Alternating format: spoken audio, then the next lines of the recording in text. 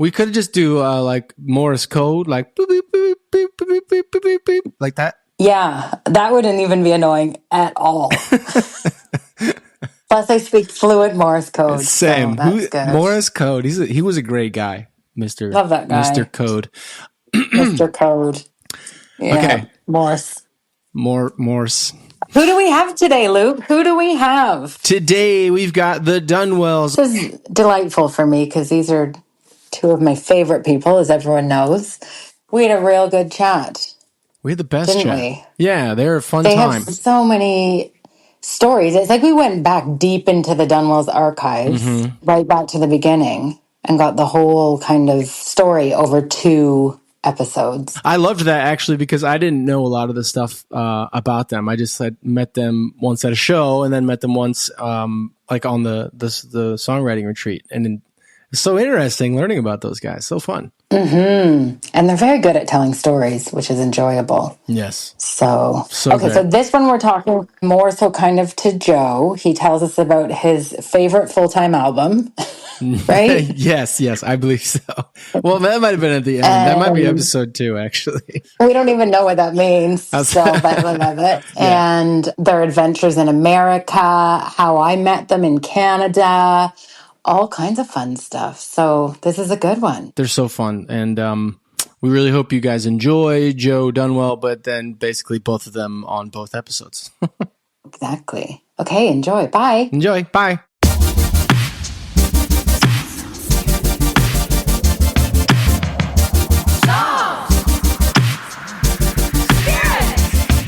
What are we making today for our drink of choice, which is your drink of choice? Joe Dunwell. We are going to make an old-fashioned, but you are Canadian, so we're going to do a twist on the old-fashioned and make a Canadian old-fashioned. A maple old-fashioned. Maple old-fashioned. If you will. You put some whiskey, bourbon, you dump it in the thing. I'm using technical terms for this. How many? We're going to do 4 because there's 4 of us. Official measures. Then we're going to add some Canadian maple syrup. I mean, you just dump some of this in here like this. I can already taste my mouth salivating. It's like, this is medicine, isn't it? These are orange bitters, also from Canada, Dylan's Distillery again. Woo-woo! Yay, Dylan! Oh, it said 3 drops. I think I put about 40. I was getting a bit nervous of you there with the knife, I have to be honest. That's perfect. Guys, I mean, I have nailed this. Fun. And then I think you put the orange just peeled straight in, don't you? It smells. Cheers. Delicious. The maple syrup really helps, you know. So the last time I had an old fashioned, we went to, it was a friend's stag do, and my wife was heavily pregnant. We had this like drinks experience. And I got really drunk, but the last thing I remember eating was this orange. And I remember thinking, as I was spewing up all over the place, that all I could taste was orange and whiskey. And I'm like, I am never drinking an old-fashioned again. And today is my... And here we are. Today I am competing against my arch nemesis. I love that you chose this drink. And all the associated trauma. Sometimes you've got to go back to the root of the trauma, haven't you? Why the hell did you invite people, us, to your house 1 week before you're leaving? Well, because I only found out today I have to leave in 1 week. So you're leaving in a week. When are we moving? What am I doing? What am I Yeah, I'm going to need... Can you hire the van? Is that on? Yeah, I think so. I'm not joking about that, though. Hey, my name is Joseph Dunwell, and I am the lead singer of the Dunwells. Hi, my name is David. I am the brother of the lead singer of the Dunwells. And how long have you two been a couple? Together we are the Avengers. Justice League. This is how it goes. We're not allowed to touch this. You can touch it. Ooh, is it like a... Feels nice. Don't bop it or twist it. Hey. I think it'll be fine. Okay. Feels so All fun. right, we're here. What's guests. happening? What? Is there something happening? Oh, is it because I'm sat on a booster seat? Are you sat on a booster? Oh, and it was... Okay. I edited a lot. No sudden movements, guys, okay? But it was so low. No, that's still... And Millie, if Angus gets here, you have to very quietly go to the... You have to tiptoe and then wait out. Wait out. Army crawl. On your stomach. Yeah, army crawl. This is going exactly how I thought This is how it goes. Yeah. Oh. Quick question before we start. Yeah. We started 2 This hours distance away from the microphone. I'm going to Good. stay here. Like 1, 2, 3. Luke 1, 2, is the 3, man 1, 2, for 3. that. Yeah, cool. Hey, my I mean, name's you guys Dave. are professionals. How's my hair? You look great. Do I? You always How's look my great. hair? I don't You always do actually. You look cool all the time. You're an attractive woman. Do we get that From on, the audience. do we get that on camera? Hi, Leslie, Luke. we're here with Joe and Dave Dunwell. This is- Thank you guys for being here. Thank you for having us. Yes. This is the day of my dreams. Enjoying a Canadian excited. old fashioned. Cheers. Cheers, guys. Chin, This everyone. is the. I would do this whole podcast just to have you guys on. We were your first wanted guest. You were the first ones that I But called. we're pretty busy people, so You're so yeah. busy, so here we are. And also, You live so far away as well. yeah, London's a long way. it is a long. Miles. From Leeds. It's 100 miles. 200. Don't know. It only takes 2 hours to get there? It's weird, isn't it? No. Crazy Well, trains. on a train. Yeah. Oh, I only take trains. No car here. That's it. Do you want to talk about golf? Kind of. Do you No, play? Get me don't do started. it. Guys, Yes. I was joking. That was I a love joke. golf. I Great. wish I could play. There's like, it's crazy expensive, and there's no places like in London that are. I don't have anybody to play with, guys. Another I'm gonna reason come to up to come Leeds and to play golf with London. you. Well, I feel like me and Dave are on a mission to try and get every creative that we love up to Leeds.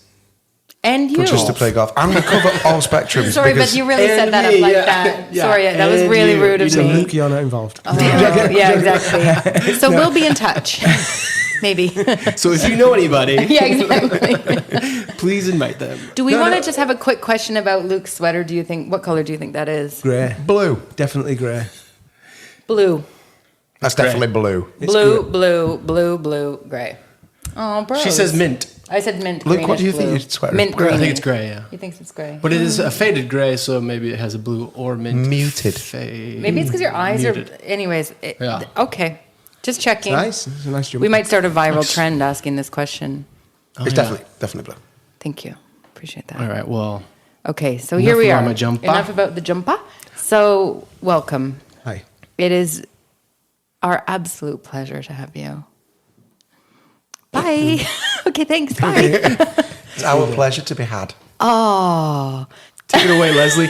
These are your best these are my buds. besties. Wait, actually, I would like to know, because I don't know this. I know you guys have known each other for a minute. Where did you meet? I don't actually know. We met at a festival business. in Canada. Yeah, we did. What was the festival called? Hillside. Hillside Festival. Hillside Festival I was in gonna say Guelph, maple Ontario, syrup. Canada. Yeah, the Maple Syrup Festival. Yeah. No, we met at the Hillside Folk Festival, wasn't it? Or Hillside Festival, Hillside which Music is like Festival, yep. predominantly folk music. It's pretty hippie, yep. And Lesley had zero idea who Dave and I were. didn't Because she? you were too busy flirting with our drummer.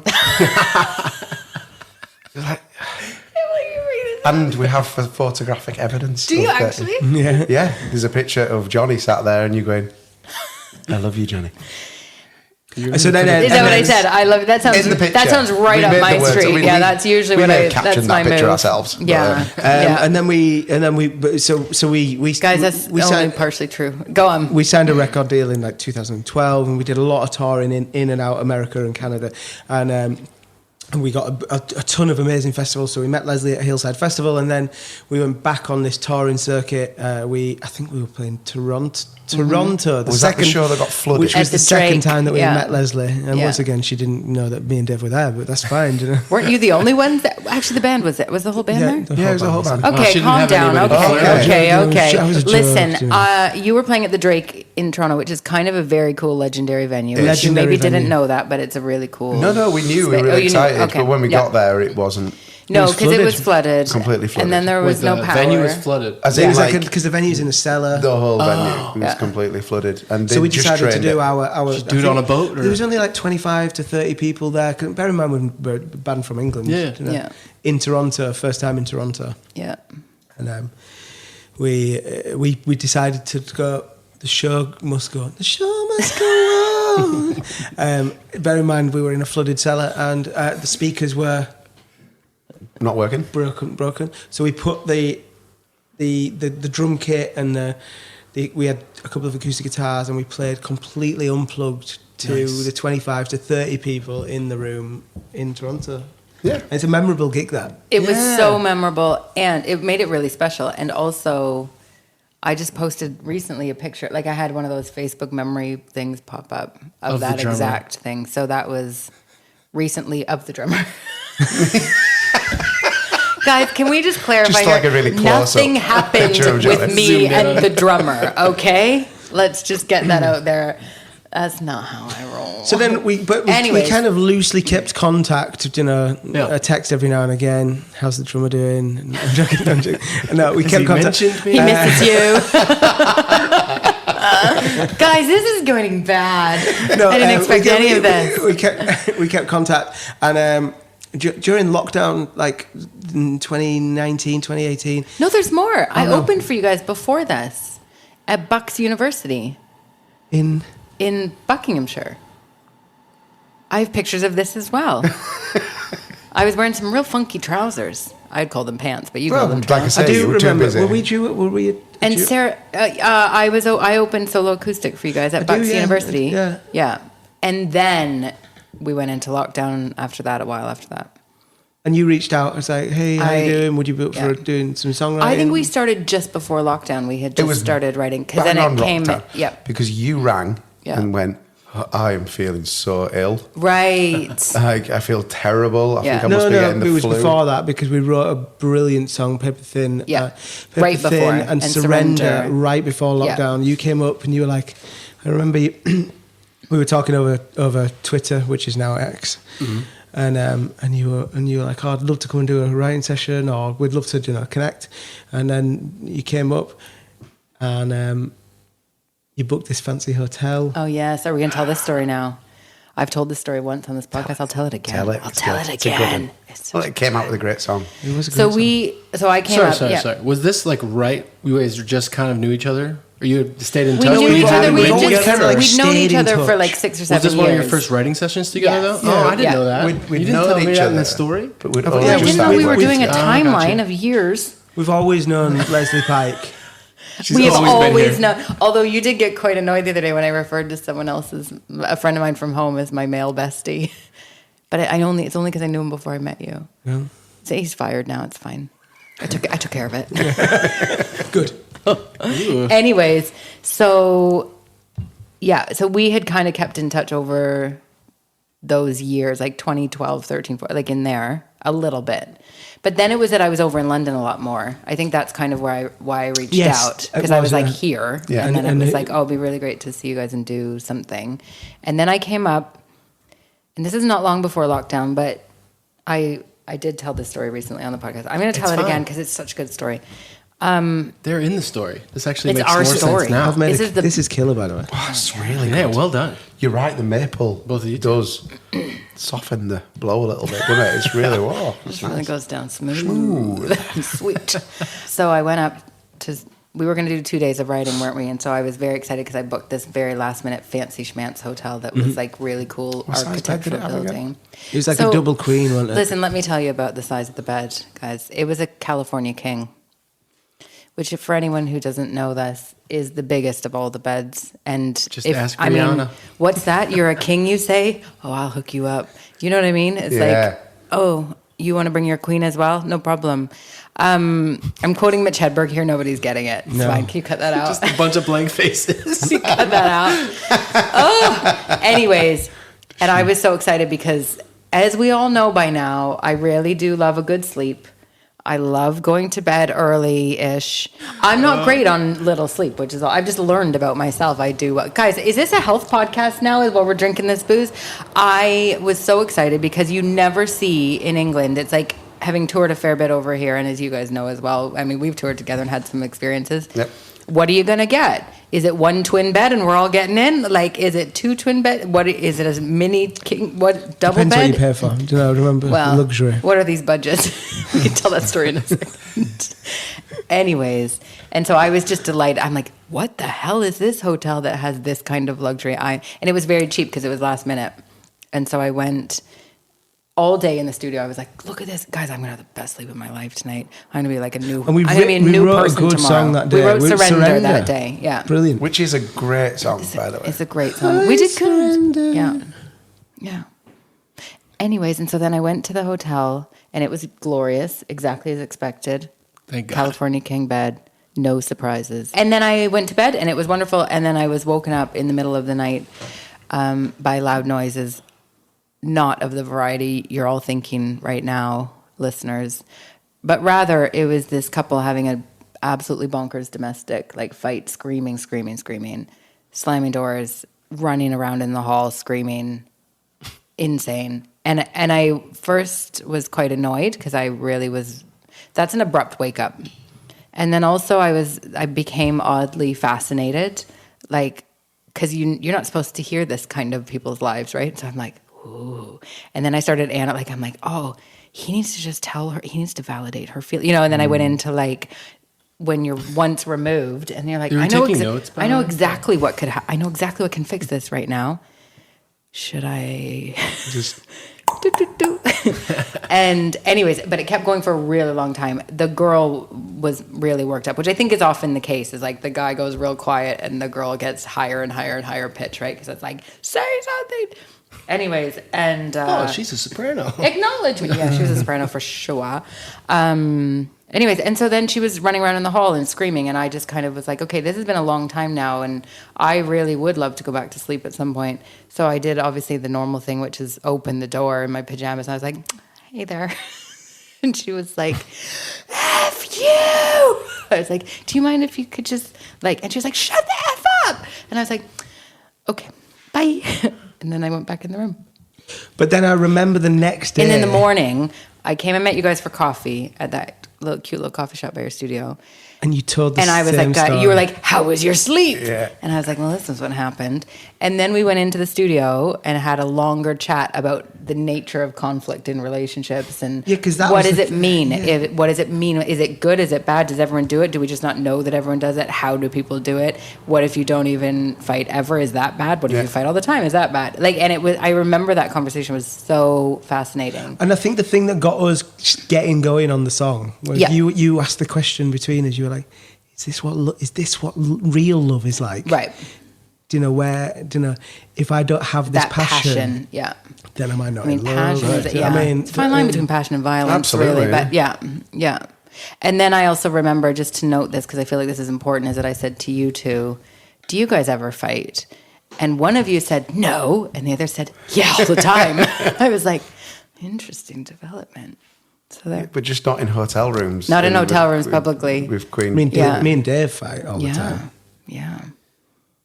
No, we don't. Not according to Dave. Anyway, so that's how Paper Thin came about, and that really solidified. And then I got COVID almost immediately after that, didn't I? Yeah, it was really strange because you said, I feel really bad. And then you went silent and like, are you okay? And we were working completely remotely at this stage. And then you came round and went, guys, I am feeling wonderful. I'm just going to go to the shop. And you were like, you're not allowed to leave your house. And you'd missed the whole thing. Yeah. Because you were I was near early. death. Yeah. But I was really, genuinely like, I was in a very bad way. And you'd not realised. I remember saying to you, because we were working on some of your tracks remotely at that point. Yeah. And you were genuinely just going to go, right, I'm going to go to the shop and get these little bits. I'm like, actually, just to let you know that you're not actually allowed to leave your house at this moment. Yeah. And you're like, no. I was more than a week just completely out of it. But also I remember coughing so relentlessly and loudly and I'm sure that everyone around, but it was that time, it was right at the start where it was right before. It was like before you knew lockdown happened, kind of a thing, or yes. right. So the weirdest thing that happened. So we had done this stuff. I was in America right before. I was in Canada, and then I went to America to see my friend Justin, the magician, had a show, and so we went. My life is weird. We went to his show, and he did this magic show, but it was like a huge room full of people, like a theater, but everyone was very close to each other. And I remember him saying to me after, he's like, have you heard about this thing that they're saying is, I'm like, I'm sure it's fine. That's crazy. And whatever. And then we hugged and everybody had a great time. And then I left. And then he texted me like 2 years later. He's like, you're the last person I hugged other than my family. Wow. But I think I got on a plane right after. Like in the course of that trip, I think I did like 4 or 5 flights in a very short time, and that was right when it was all happening. So when I got back here, I was out, like just out. But it was a little scary too, because it was a time in the news where everyone was saying like, oh, like you might just die if you're like, nobody don't, what are you supposed to do? Do you call 999 or do you not, or whatever? And so everything that was, I was like genuinely quite scared, and I was just like by myself. So it was a bit weird. Yeah, I wasn't here, so I didn't know. Yeah. Anyways. But I mean, there weren't like lockdowns. We were allowed to like go outside, but we could go on long walks. It was different. Yeah. We weren't like, were you allowed to go on long walks? I don't actually know. There was a big change. I remember quite a seeing lot. this image on the TV, and it was like, and if you're going for a run and somebody's running in your direction, make sure you cross the road so that you don't pass each Go other. near I'm them. like, Oh, it's so strange to think. Even now, it's strange to think. like, about, there's isn't it? PDF somewhere on the in Google. It is weird now when you're like traveling or anywhere. There's still like these stay 6 feet apart stickers Yeah. all over the place.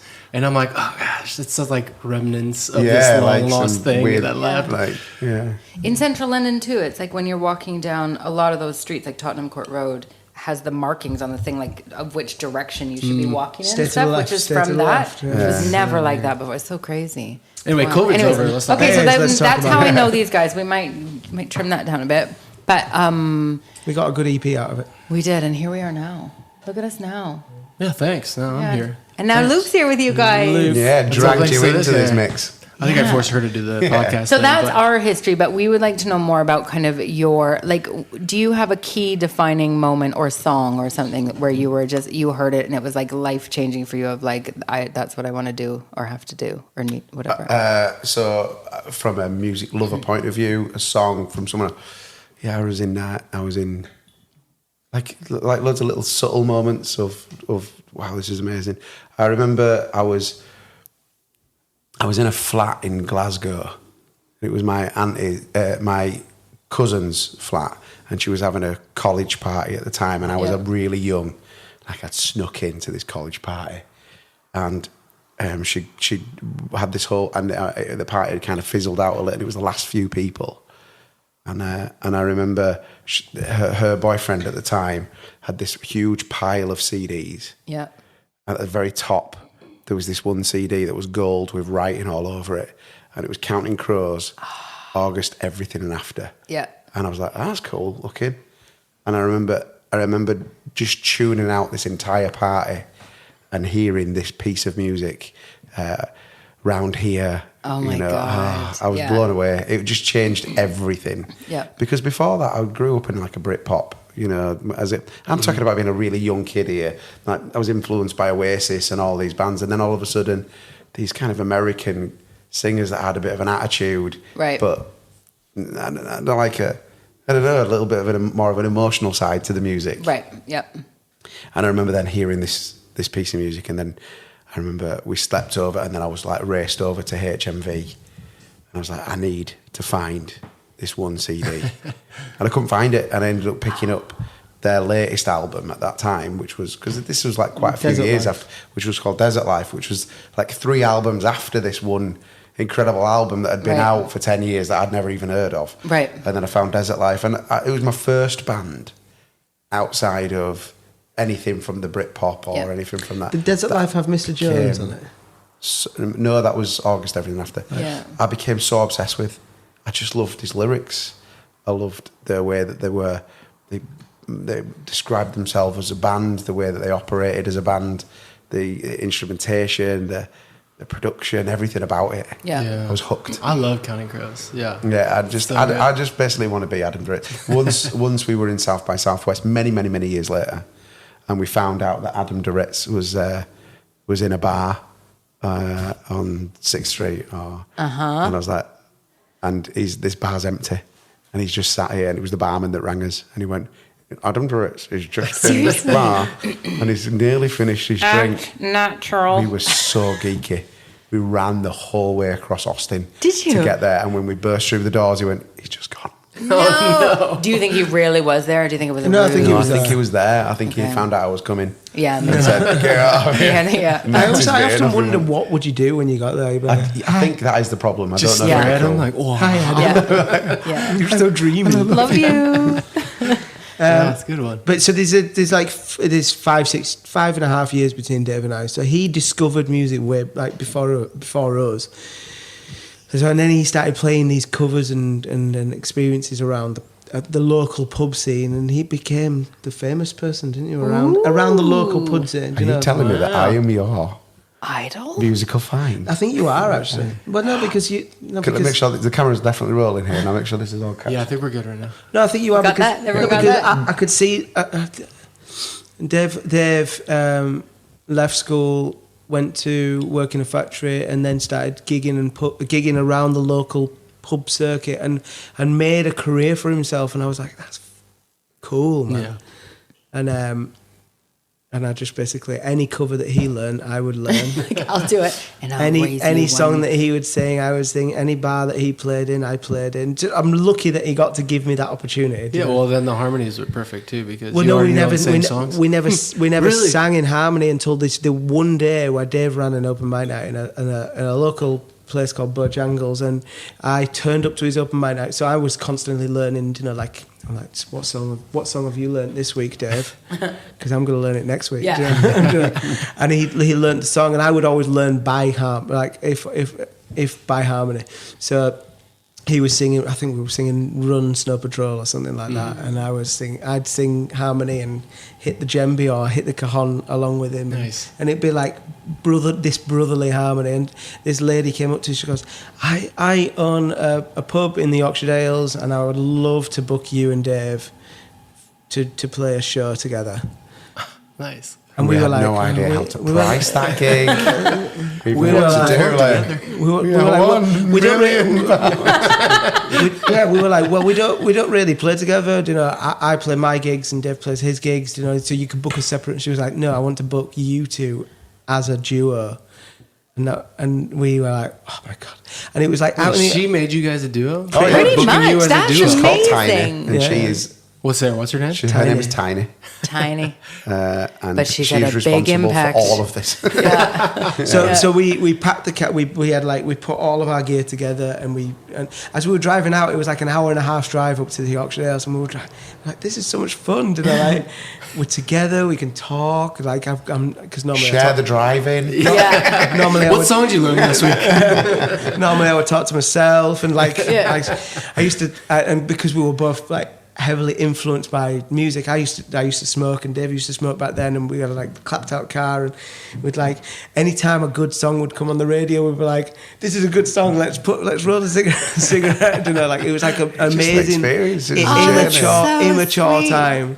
And we played the gigs, and that's and then after we did that a couple of times, then we were like, I think we want to start writing some songs. Yeah. Nice. That's awesome. Yeah, it was really cool. It was really that organic as well. It was. Yeah. It was a lot. We were hitting burnout as solo artists, and everything became easier working together. Yeah. And then, like Joe said, it became about writing together. Yeah. So then we locked ourselves in a. We said we gave ourselves a challenge: 10 days to write and produce. We had no idea how to produce 10 songs. Right. That's And, ambitious. right, okay, so we bought a computer. I bought a computer off a mate of mine, who he was like a whiz at fixing computers, an old PC, and like an old version of Cubase or something. And he was like, "You guys, I've set you up in a studio," and I drilled my speakers into the wall because that's what you do. Yeah. And I bought a right. microphone. Yeah. I think it was like £20. Yeah. It was quite a lot of investment. And Yeah. the speakers Put it were in. like Wharfdale. Like, Found them in a car boot sale for £5. Yeah. Well done. I think I used them for like 10 years after that. I love the car boot sale reference. That's such a British thing, the car boot and we sale. had Yep. a couple of 58s, you know, Yeah. microphones. And Yeah. we'd sit downstairs in my living room Yeah. and write a song. Yeah. And then when we finished that song, we'd be like, this is done. We'd go upstairs and we'd record it. Yeah. And then we did that for 10 days solid. And you got the 10 songs out of it. And that 10, we called it Sunfield Drive. And it was because we grew up on Sunfield Drive. We didn't record it on Sunfield Drive, but we Yeah. grew up on the street called Sunfield Drive, and that was our first record. Yeah. And I remember we played this Bojangles bar again. Nice. And we said, can we play our little MP3 player? Oh my God. At this point, so can we play a little MP3 player and play our music on the speakers? Yeah. And we played it on the speakers. Was that in the front of weirdest whole pub. feeling? How did you feel? Did you feel really And I was like, vulnerable or like So nervous? I had a This- Sharpie at the ready. I was so like, This is it. I've made it. Sounds This is it. amazing. Yeah. And then we started to put those songs in our sets, in our Yeah. cover sets. Yeah. And then playing them over and over and over again. Yeah. And then eventually there was a guy who was a producer who had worked with a local band that had done very well called Kaiser Chiefs. Yeah. And he had produced these guys. And he came up to us and he went, "There's this one song that you've written, there's 2 or 3 songs on this EP that you've done that I really like, but they actually need recording properly. Yeah. I'd like to take you into a studio to start working on those songs." And then we formed a band to help us record. Nice. And then it was like this weird feeling of like, if you work because with this, because we've recorded these songs, we're now a band like we're a this. band Right. now. Right. Let's go conquer the world together. Yeah. So we just went So we from, went from- the Dunwells to the Dunwell Brothers Band. Mm-hmm.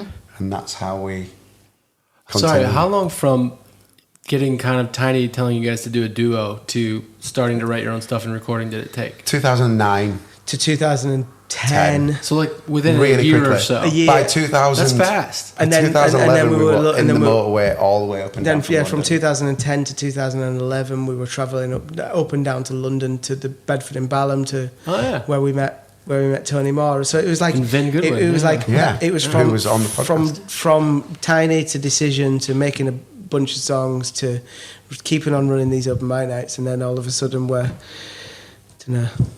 That's awesome. in It was America. really cool. Yeah. And you guys have toured like crazy essentially from that point on. So we were playing, at that point we played the Bedford in Balham. Yeah. And like, if I'm really honest, we didn't play like loads of places in London, but that doesn't mean we didn't do loads of gigs. Like we'd Yeah. constantly playing shows, but we'd really made a really good network of people. Like we played with Ed Sheeran and Jamie Lawson also was playing at that time. Ed Sheeran had literally just blown up with his first track, A-Team. A-Team, yeah. And we went to the Bedford and Balham as well because there was the artist that we loved and desired. So there was a promoter called Tony Moore who orchestrated the whole of the staging, for getting the artists in there. But he used to run a venue called the Cashmere Club before that, and the Cashmere Club had artists like Damien Rice and Paolo Nutini and Sheryl Crow. Sheryl Crow. Lucy Silvers and Just anyway. basically our Anybody Yeah, that, collection, we- our playlist. Yeah, anybody that exactly. picked up a guitar and played acoustic Katie guitar. Tunstall? Katie Tunstall, yeah. Yeah. Yeah. Yeah. So when we went to go and do the Bedford at Balham, we were like, let's really, like, Tony Moore is, like, he knows all of them, it'll be great. Yeah. And then there was one particular show that was a really big one it was a bit of a game changer. And we were driving down and Joe had this incredible, I have no idea what make van it is. It was a Nissan. It was like apparently it was a Nissan, but it had been imported from Japan. Like, and it was like, it was awesome. It had electric curtains. Well, I could never afford a VW van, which was always the dream. Right. It was in Nissan, and we got all of the guys in the 5 guys. Yeah. And it was an automatic, and air it was conditioning in the back. It was so really fancy. it was amazing. I think it even had power steering. Like, it was really it was good. comfortable. I mean, keep going. Yeah, it was like Jeez. luxury. But we got to Watford Gap, and the van decided I don't want to be a van anymore. In the most Right. I dramatic like to way. be stationary now. I like to live here now permanently. And it was one of them like wacky racist moments, and I was like, the van isn't working, and this fucking light came on, and this noise was Alarm. like going. And Joe's looking at us going, what is going on? And I'm everyone's like, use your brakes. I'm like, I can't. And like, I was going into Watford Gap, what felt like 100 mile an hour. I'm like, Oh my god! and like it was had to just extremely come to a stop Oh my gosh, that's terrifying. in the service station, and we were never going to make it to this gig. It was this big festival that Tony had put us on. It's called Sugar Butter Festival. Yeah. We were really early on the bill. And we had a decision at that point. And I feel like that's always been kind of the motto of how we've always done our career. It's like, okay, so how can we make it work? Yeah. What can we do? Like, what is the right? Of course, we're stuck with all this equipment. So we basically took all of our equipment out, and we phoned the AA and they were like, you've got one trip. So we can take your van to a garage or we can take it back to Leeds. So we were like, okay, can we call you tomorrow? And then we hired a taxi to pick us up from Watford Gap. Bear in mind, there was no fee for the show. Right. It was like a free gig. Exposure. Exposure. And we loaded a black cab up and we drove and we did the show. We turned up there. There were 5 people in the audience. And we played the show, but we had a right laugh. We weren't bothered. It was great. We just wanted to play. Yeah. And then we left the van there with the idea that we'll all get ourselves back to the Watford Gap. Yeah. And then we'll get the AA to take us back to Leeds Yeah. with our one trip that we've got. Yeah. So we did the show. We made really good friends with Tony. We had such an impact, even though we played those 5 people. Eventually, the festival filled up. We did like guerrilla pop-up shows around the festival. We made loads of friends and loads of fans. We had a great time. Nice. And Tony said, you guys are great, and I think you'll do really well at another stage that I have in America. I run an event at South by Southwest in Austin, and you're such a new band, you're going to get swallowed up. There's so much going there. But there's this really cool thing that I do, which I can give you a better stage at, called the Folk Alliance in Memphis. Mm-hmm. Oh, yeah. And he was like, hey, wow, that sounds great. He says, you're going to have to pay for it to go. There's no money. But if you can go, I will promise you that I'll get you some stages and I'll give you some exposure. Maybe you might get an agent. Maybe you might find someone who wants to book a gig. Worst case scenario, you guys are going to have a laugh and it's going to be great. Mm-hmm. So we did a fundraiser with all the artists that Joe mentioned with the Bedford, with Lucy Silvers and Jamie Lawson. And they all came up to Leeds and we did a big show and we raised £6,000. Oh my gosh, that's amazing. And it was enough money for us to fly all the band out and book one hotel room. With one California King bed. And the lead singer, the lead singer. Everybody. With a single bed. Yeah, with one single bed. The lead singer got the bed at the time. And that's why it all happened. Singing a lot more songs at that point. And then we stayed in this one hotel room. And this conference, I call it conference because it was more of a industry showcase event rather than a festival. Yeah. Which is what South by Southwest used to be. Folk Alliance is very much the same. Are you talking about Folk Alliance right now or South by Southwest? Folk Alliance. The idea Folk Alliance is totally like a showcase thing. Yeah. And it used to always be hosted out of Memphis. Right. But now it moves. Yeah. It was in Toronto. Been in Toronto a few times. Yeah. And it was great. So we ended up playing our tiny little shows in little hotel rooms. Yeah. There's like 2,000 people. Yeah. In most of them industry. The other half were musicians trying to get the industry's attention. And we ended up creating such a buzz by doing the same thing that we did at the Bedford, by just enjoying what we were doing, that our friend now, but then industry guru guy like from Austin, Texas, Kevin Womack, he kind of walked to the front of the stage of one of our bigger showcase events and went, how can I help you guys? No, that's awesome. And I was like, well, I have no idea. You tell us, Kevin. You could tell us where the bar is, Kevin. Tell us where Adam Duritz is, Kevin. And we ended up, actually, he was very close to actually getting us in touch with Adam Duritz, but that's a different story. Okay. And he offered us a record deal. Right. And a publishing deal. And a management deal. With an independent company based in Austin, Texas. Called Plain in Traffic. Okay. Wow. And it was so fast. So like 2009 to 2011 felt like just the fastest time in the world. Yeah. And then 2011, like we did the Memphis Folk Alliance. And then the deal was on the table for a little bit of time, and then after all the lawyers had spoken, done all their stuff, we'd signed the deal and we went straight out into Willie Nelson's studio out in Austin, Texas to record our first debut album. Bear in mind we only had 12 songs. We recorded, that was all we had. That's awesome. We recorded 12 songs. So you recorded every song you'd ever written? All killer, no Pretty filler. much. Yeah. We recorded 12 songs and then we went and we took that, went home, got that mix in. So John Porter, who did like Florence and the Machines and incredible artist, great producer, he produced our first album and the studio was so amazingly big, and it had a golf course on it, which made it better. Oh my god! Do you know how naive we were? Is that when our lawyers negotiated the deal, Joe and I said, "Do we need to fly with our guitars?" And they were like, "Well, no, because Gibson will lend you some guitars and you can do things." And like, "Can we fly with our golf clubs?" And we did, because Willie Nelson's studio had a golf course on it. Had a golf course on the studio, and on the golf course it had Priorities. deer and snapping turtles in the pool. That's awesome. I'm just like picturing you getting on the plane with like visors and Yeah, white shorts like we're and going on a like your golfing golf trip. gloves. Yeah. We'd made Going to it. make a record. And we recorded. I love our first album. Yeah, It it's was great, and it What's it called?